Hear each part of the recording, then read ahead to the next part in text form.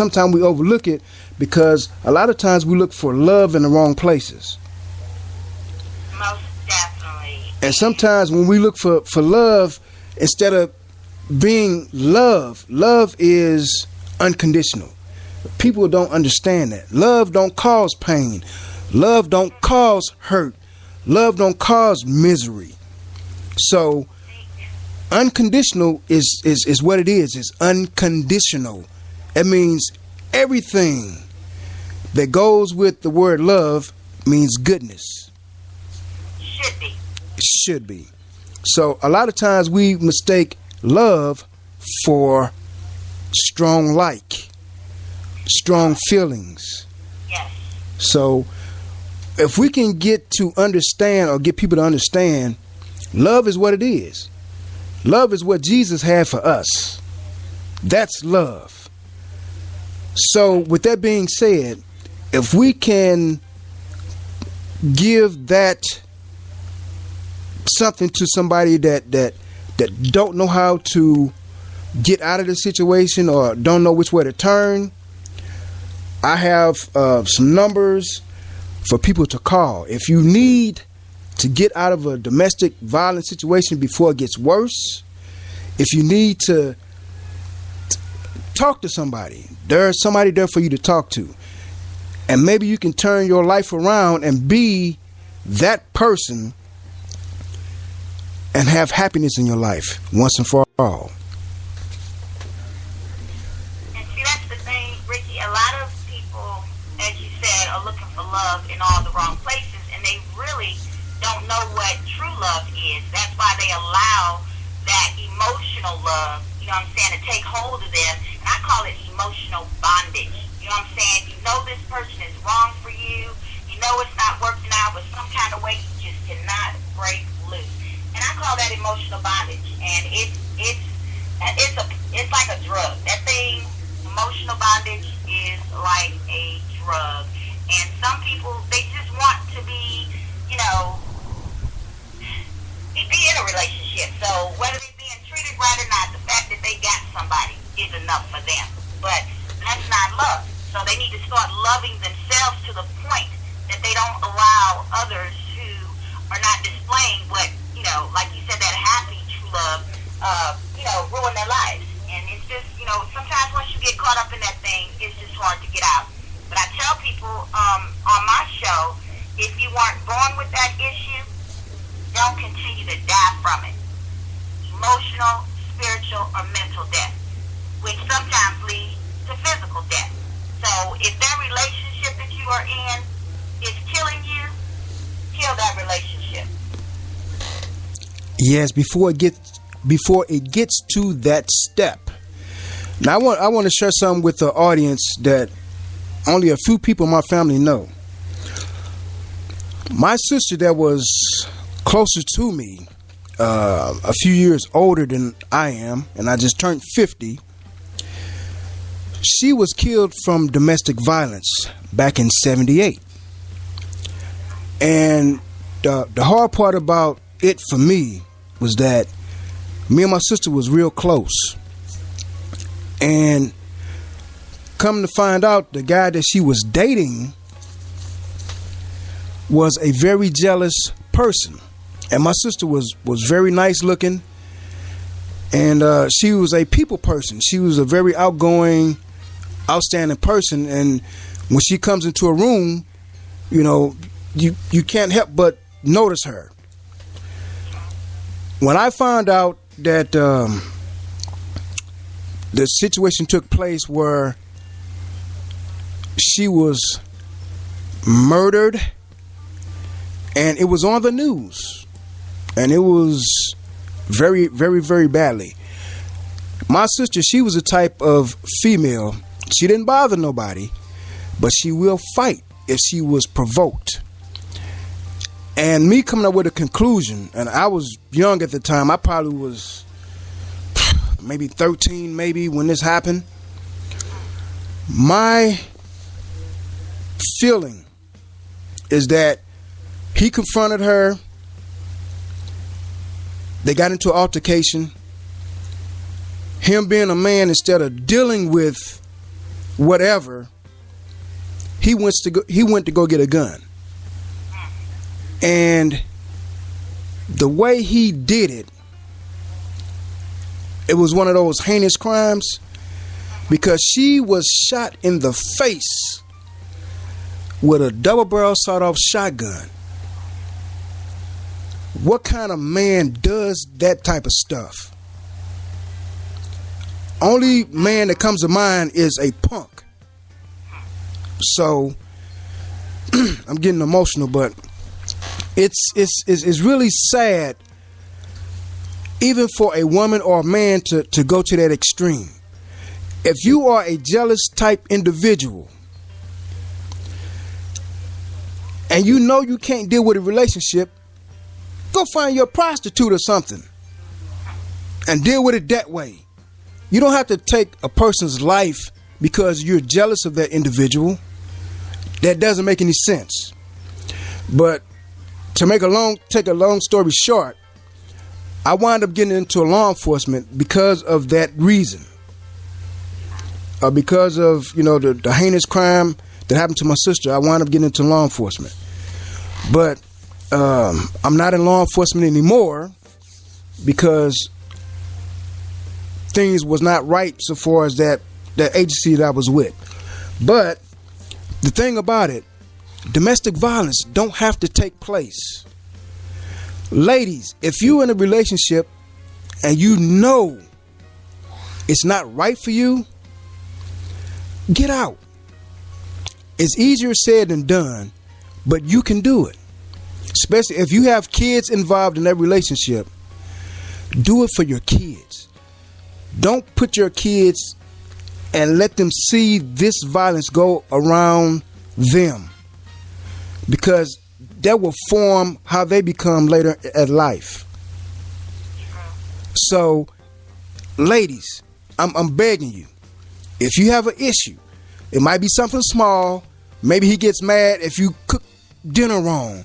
Maybe he gets mad if you're on the phone talking to one of your friends. Ladies, the signs are there. Please wake up and see the signs for yourself. When you got that man there, there's another one waiting that will treat you a whole lot better. Keep that on 73, 74. So you can get out of that situation. Please, ladies, because all I'm seeing on the news is bad stuff. And it don't have to take place. Fellas, if you got a good woman at home, take care of that woman. Treasure that woman. Treat her like the queen that she is. That might be the best woman for you. But if you treating her wrong, remember, and I'm not meaning this derogatory in any sense, but even a dog gets mad and come out biting. So don't let this continue. Ladies, we can do better. Fellas, we can do better. Take care of one another. We don't have to do the domestic violence thing. It's not that detrimental to put your hands on somebody, especially if you say you love that person. It don't have to come to that. It shouldn't come to that. Because if you put your hand on a female, we're supposed to be the stronger vessel. That shows what type of person you are. If you don't like that woman, if you don't love her, let her go. Let her be happy and find happiness. It don't take domestic violence to solve anything.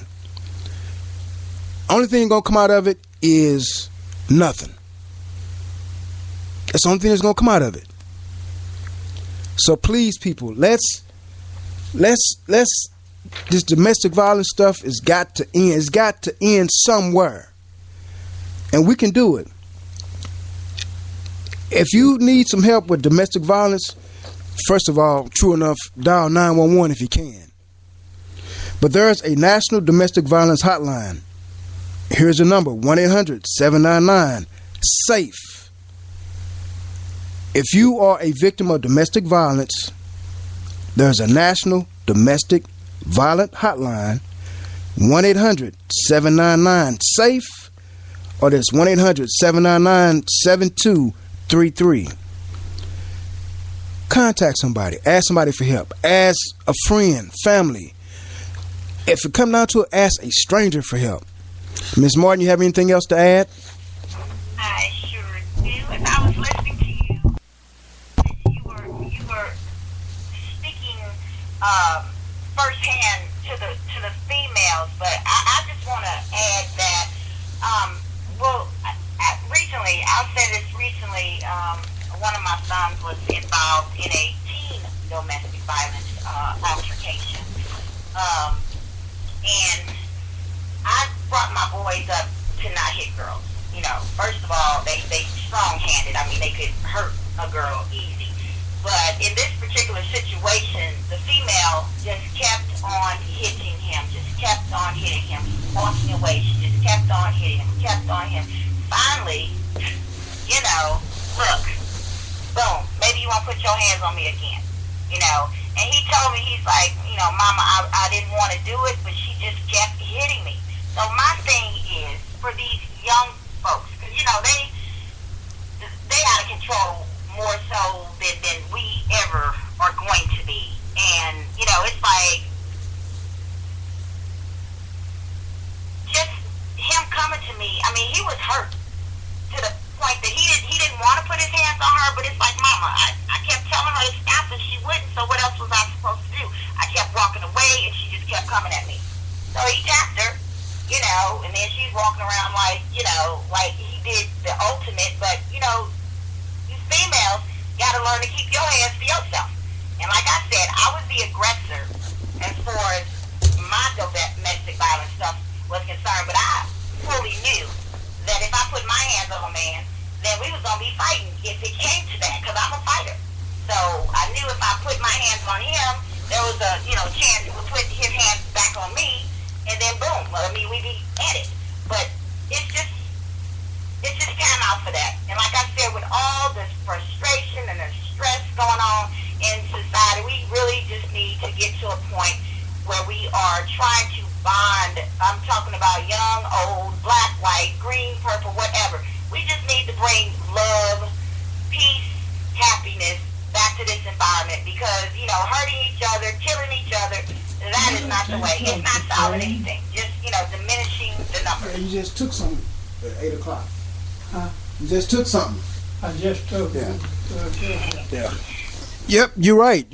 So the domestic violence stuff has to stop. It is crazy. I mean, it's nonsense, to be honest with you. And I agree with you. There are some females that are aggressive, very aggressive, and there's males that are aggressive.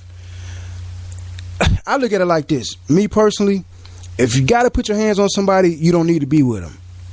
I totally agree. I mean, I'm there right with you, but what if that person won't leave? That is my whole thing. I was in a relationship, and I knew I didn't want to be in this thing. I'm not going anywhere because it's not for me to go anywhere, but why don't you just leave? That person would not leave, and I swear one night I picked up a steak knife, and it wasn't nothing but the good Lord that held my hand. I mean, that's just to the point that it got, you know. And it's like, if we can't live together, if we can't communicate in a civil manner and without fussing and fighting, and you forcing me to try to take your head off, then we really should not be together. But this person just would not leave. I mean, and so thankfully they're gone now, but it got to the point where I actually picked up a steak knife and was getting ready to carve him up. So, I mean, it happens. Yes, it does happen. It's what can you do? Right, and like you say, it does happen, and it shouldn't get to that point, but I've noticed there are certain men, I can't say all men because I don't know all men, some men like that type of drama. That's what keeps them going. I think you just hit the nail on the head. So, me, I don't like drama. I'm like this. If you look at me crooked, I'm gone. Because, like I say, first of all, it's not meant